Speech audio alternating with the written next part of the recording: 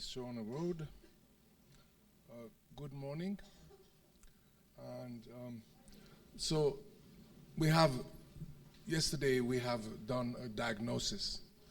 The patient is ill, and what are the remedies that normally are applied in this kind of situation?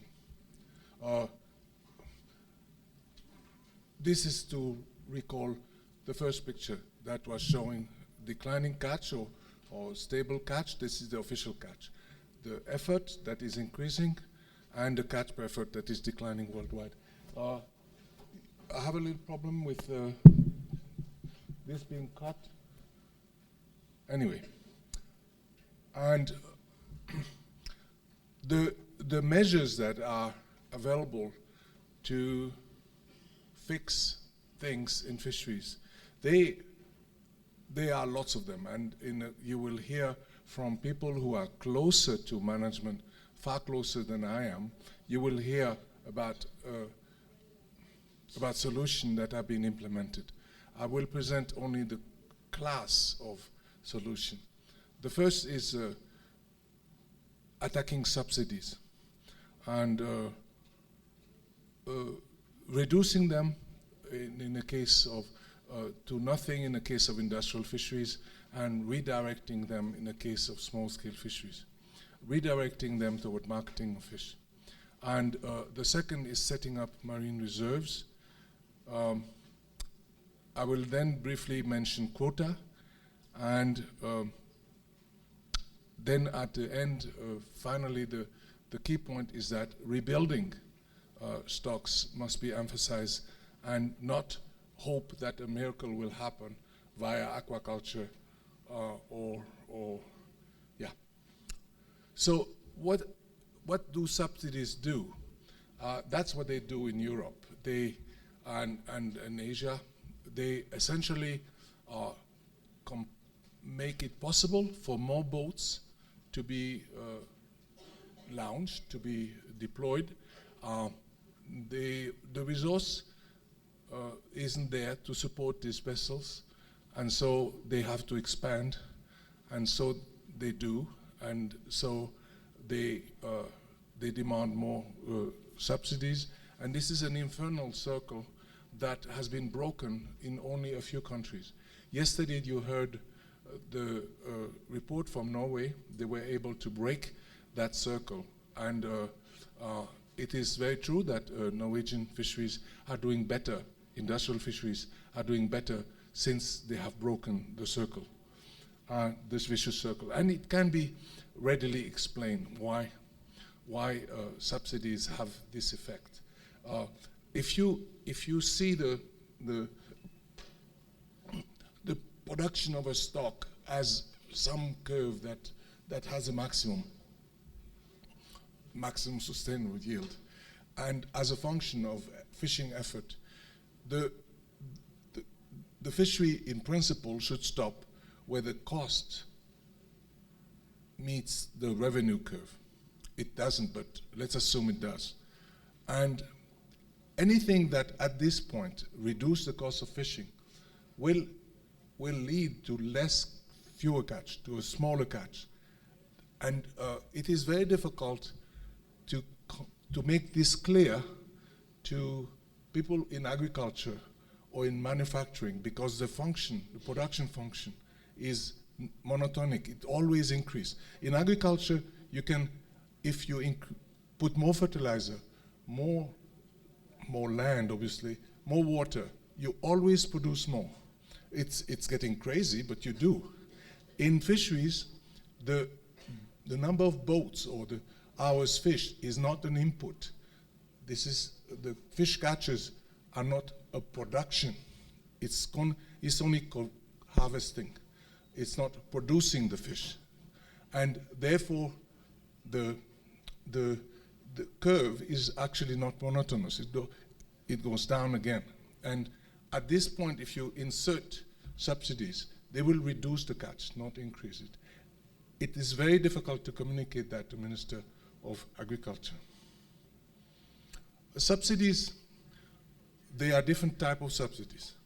There are subsidies they're called good subsidies, that are for things like safety at sea, research, management. All of this, the state, the government, the taxpayer pays in form of subsidies to the fishery, and that's a good thing, because fishers should be healthy, they should be safe, there should be research done on them, the researchers like it, and these are good subsidies. We can also consider to be good subsidies the subsidies that make it a good product, turn the fish into a good product. They are ugly subsidies, bad subsidies that are just increasing the capacity to fish. Subsidies that allow you to buy a boat or to replace the engine and put a bigger engine. That in Europe, this is subsidies that are frequently given. Subsidies that allow you to sell your boat and to buy a bigger boat with the money. And all of these are bad subsidies. And you know the film, The Bad, the Good, and the Ugly, the cowboy movie from Italy? There was also the ugly subsidies. If you remember the film, the ugly one is the one that you don't know if it's good or bad. And there are subsidies like that. You don't know whether they will be positive or negative. For example, subsidies where you offer to buy the boat. If the money is given to a fisherman who wants to retire, that's good. But actually, if the money is given for retiring a boat to somebody who used the money to get another boat, then it has the opposite effect. So subsidies come in different colors and flavors, and they are given in different places in different proportion. And in Asia, as you can see, they are the biggest ugly subsidies and bad subsidies. And this is the reason why capacity, fishing capacity and fishing effort is increasing in Asia so enormously. And that's the same essentially. And estimation of subsidies at a global basis, there are several of them. The first at a global basis was FAO, and it was wrong. The second was also wrong, was the World Bank, and basically our subsequent estimate of subsidies, they are all adjusted to 2005 dollars. They are now the ones that everybody uses at WTO.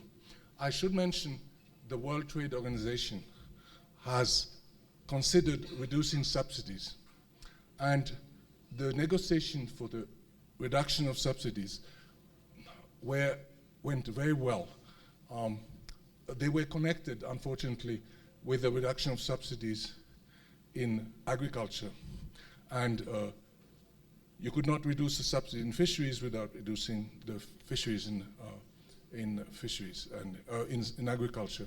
And while the US and Australia and Norway played a very good role in reducing the subsidies in fisheries, they played a very bad role in continue to do subsidies in agriculture. And I must also say, and you might as well listen to that Brazil is the country that sabotaged this negotiation worse. Brazil and India were the two countries that said we must give subsidies to our fisheries. The two countries. And the Brazilian delegation said that in Brazil, subsidies have a positive effect on fisheries, which they don't. So the other way to reduce the devastating effect of fisheries, of excessive fisheries on places, on ecosystem, is obviously to set up a marine reserve or marine protected areas where there is less or no fishing. And we mapped the growth of 5,000 of those, and in a paper that was a PhD, and we did the first analysis on a global basis of the growth of protection of marine reserve. And this looks impressive, and it looks like it's growing very fast, but it's only 5% per year. And if you extrapolate that from a very small base, you get that none of the targets which were supposed to be reached at the time with for example, 10% of the world fisheries of the fishing ground would be protected by 2010, 20% by 2020. It couldn't be reached because the growth rate was not enough, and the base was too low. And now this work was redone, and basically the equation has changed. You see here is the old, the old growth, and it has accelerated now because of large marine reserves that have been created throughout the world, in Hawaii, in Chagos Archipelago, and in the Pacific, and so on. And it is possible now to reach the various goals by really declaring large areas around uninhabited islands to be marine reserve. And it is now being done in the Pacific. But actually we need to have marine reserves also in places that are exploited in Europe and in Brazil, which is a different story. And I will not elaborate on marine reserves. Now, the quota. A quota, you will hear lots of more about quota. And this is really a story that has two sides. It is clear that you have to have quota. In most fisheries, you have to have a limit on the amount of fish that you can catch. It is also a good thing to limit the access to a certain place, to certain boats. For example, no trawlers in an extractive reserve, and only local fishermen can exploit it. It's a very good thing. It's also a good thing, maybe, to say, okay, Pedro can catch that much, and Maria can catch that much, and Juan can catch that much. It's also a good thing. We are number 3. And then, if Pedro has been fishing a long time, he should have this right to fish without paying. So they get the right to fish, and they get the resource. So you get away, and you call it a share. But actually, you begin to talk about, there is another one, there is Joachim, who doesn't get a share, and he cannot fish anymore. And then you give it forever. You give it forever because people need security in the long term. And this has been done in several countries. They have given to fishers or to industrial fishers the quota forever. It's a fraction of the amount that can be caught. And then you say, well, if you own something, you should be able to sell it.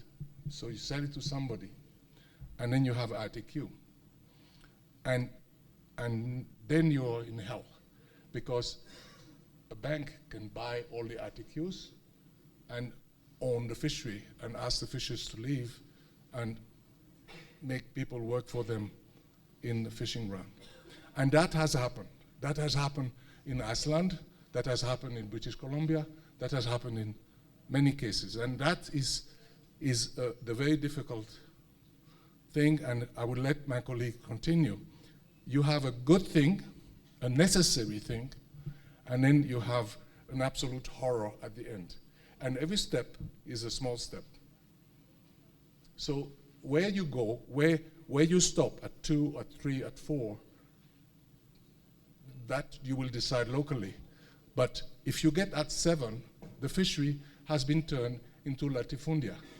It's the same as a latifundia, where one person owns everything, and everybody else is working for them. So you have to be very careful when people talk about catch share, with whom are they sharing, and how far do they go. When it gets to the RTQ part, you really should be worried, because the experience has not always been positive. And when you reach 7, then you have a situation where the Icelandic parliament had to find where the shares were, because they were all in banks in the US that went under in 2008. So that's what I have to say about shares.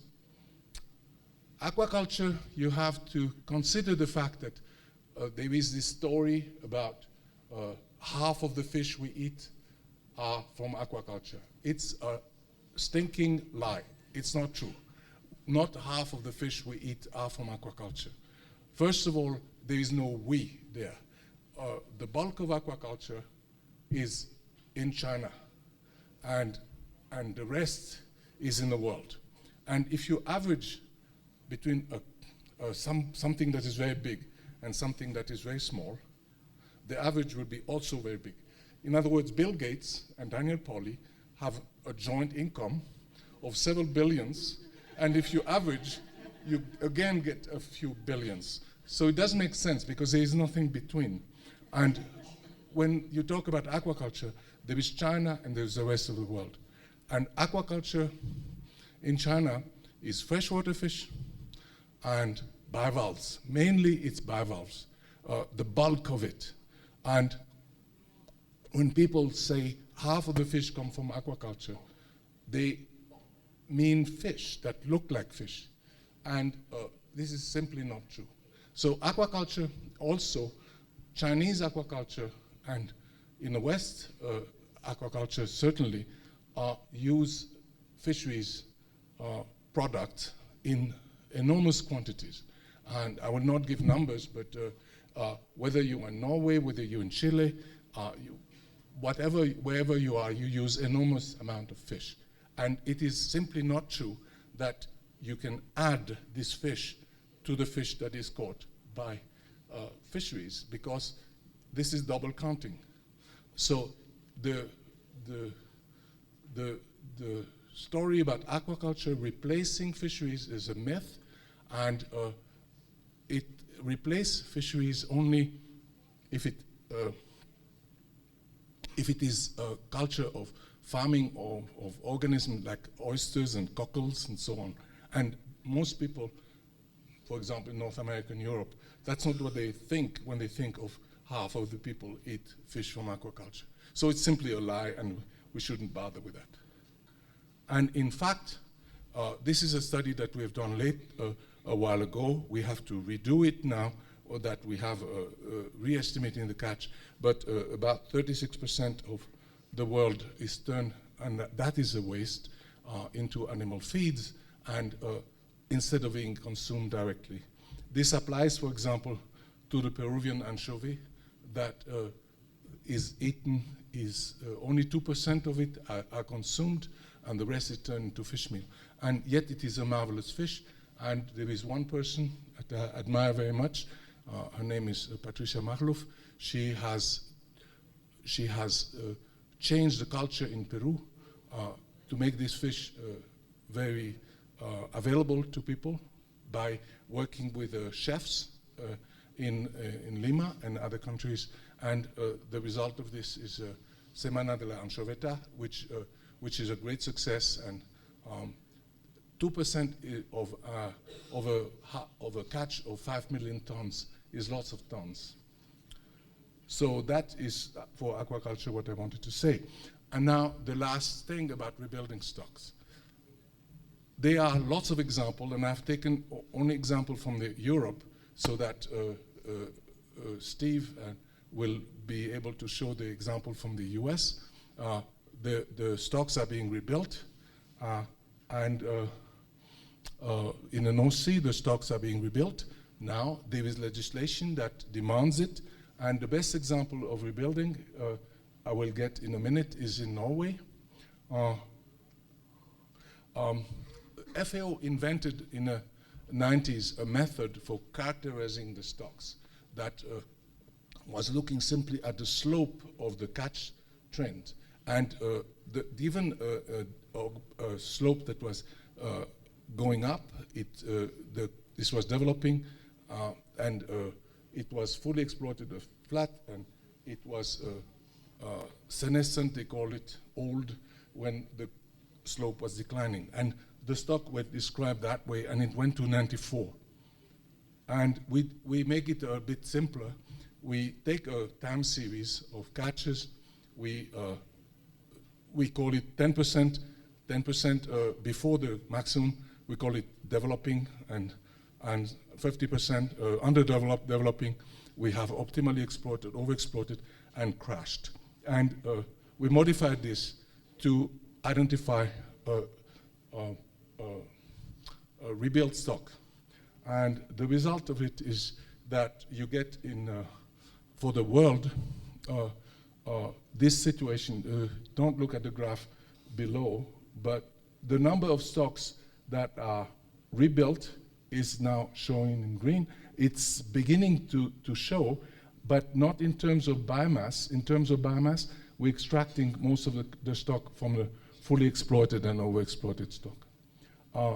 So we have rebuilt stocks in the world, but not enough of them. And mainly the big stock that have been rebuilt are from Norway. They have rebuilt a big stock of herring and obviously the cod. And this graph, I don't know if you recognize it, this is the graph that was used by Worm et al. To project a collapse of fisheries in 2048. And everybody says it's crazy, but actually,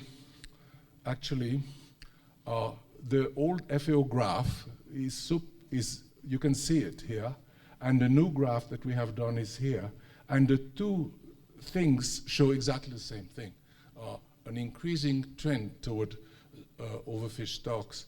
And if you take one of these lines, here, this one, for example, and you project it, oops, you get 2048. So, not 2048 exactly, but you get something like that. And basically, the analysis that said that in the future we will have all collapsed stock was misunderstood by the public and by scientists. It was not saying there will be no fish. It was saying the stocks will all be collapsed. That is, they all will have a catch that is 10% or less of the maximum. And this is nothing surprising about that. For example, in the North Sea around Europe, all stocks, basically all stocks, are collapsed by that definition. They all have a catch much less than before. Great Britain produces much less fish now than it produced 100 years ago. That's an example, the UK. My last story in this connection will be the story of the great cod. Basically, this fish, the cod in Canada, was exploited sustainably by small-scale fishers for hundreds of years. It was exploited by small-scale fisheries using traps. And our great masters decided that we need to modernize the fishery, and there was a foreign fishery or trawl fishery, and it drove the catch up to 700,000 tons. I was there. I was, as a student, on a German vessel, a monster vessel that was bigger than a house, and we were fishing in there and being part of the problem. And the stock crashed, and Canada declared an exclusive economic zone, which enabled Canada to expel all the foreign boats, and then Canada built their own boats to overfish the resource instead of rebuilding that fishery. And the result of it was that the whole stock collapsed, and in '92 the fishery had to be put under a moratorium. The moratorium was not a closure, though. That place here was, all of this was under a moratorium. And lots of people think a moratorium is no fishing, but they were fishing exception for sports fishers, for home fish, a little bit of this, a little bit of that. The result of it is that the biomass went down, and it stayed down Okay? That is a collapsed stock, by the way, and you can exploit a collapsed stock. And we reconstructed that part. We reconstructed that part of the catch, and it turned out that the catch is higher, obviously, than reported. Why is it higher? Because the cod continues to be caught as bycatch in a shrimp fishery. Lots of little cods as bycatch in a shrimp fishery. And it is caught also sports fishing, but it's not counted because there is no targeted fisheries for cod. That's what bureaucracies do. They say there is no fishing for cod because there is nothing that is called fishing for cod, but there is cod killing. The result of this is that the exploitation rate on cod is actually very similar now to what it was before. So you may not realize this, but this is a mystery that is explained. Lots of people speculate that if you want to rebuild, you cannot rebuild because look at the cod in Canada, it has never rebuilt. 20 years we have made a moratorium, we have ceased fishing, and they don't rebuild.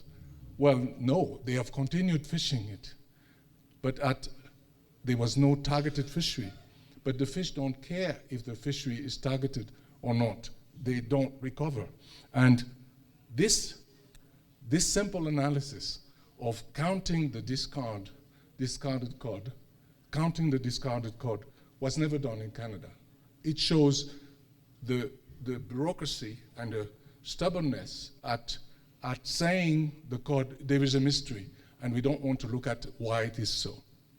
So the cod also would recover, and in fact, the cod now is recovering. Even they can see it. And what will they do? Because they don't have management plan, the minister is going to reopen the fishery. There is not going to be any rebuilding. So the story is, it didn't seem to recover after the fishery was closed. The mysterious non-recovery is a myth. It covered up for inadequate management.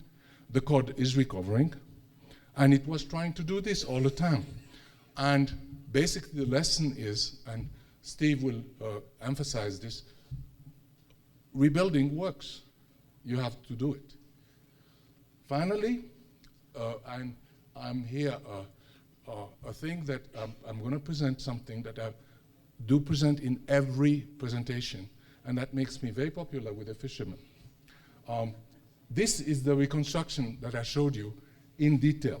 It shows the industrial catch, the discard, and it shows the artisanal fisheries and the small-scale fisheries.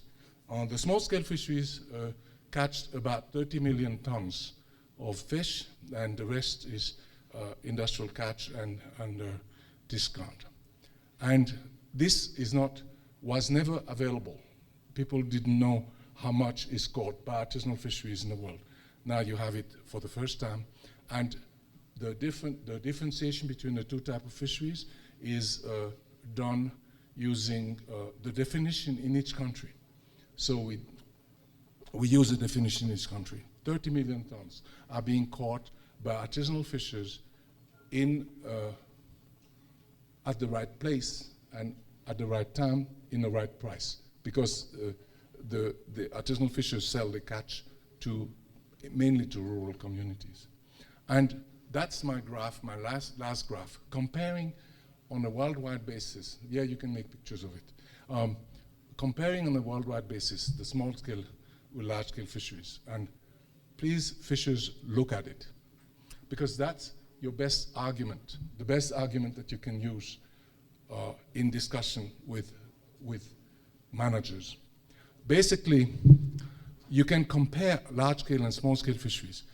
The small-scale fisheries catch about half of what industrial fisheries. That is worldwide. It will be different in each country.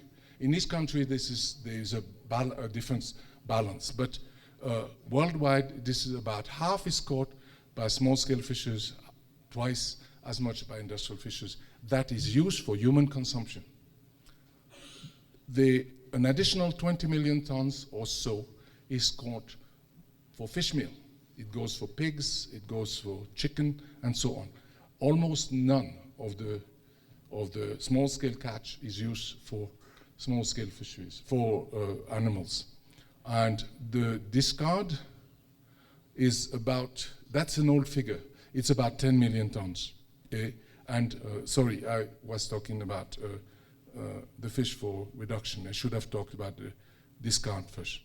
And if you look at how much the small-scale fishers, how much fuel they use much less per ton of fish caught. Why? Because they don't move so much, and because they use gear that require the fish to move instead of moving the gear. Gill nets and traps and weirs are all gear that require, the energy is provided by the fish to catch itself. And basically, you have a situation where you catch much more fish per unit tons, per ton of fuel. And the employment is big. There is 12 million, it's probably 20. And because this picture is a bit old.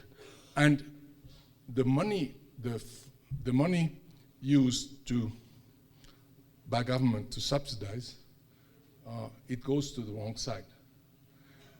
The subsidies are going to big fisheries.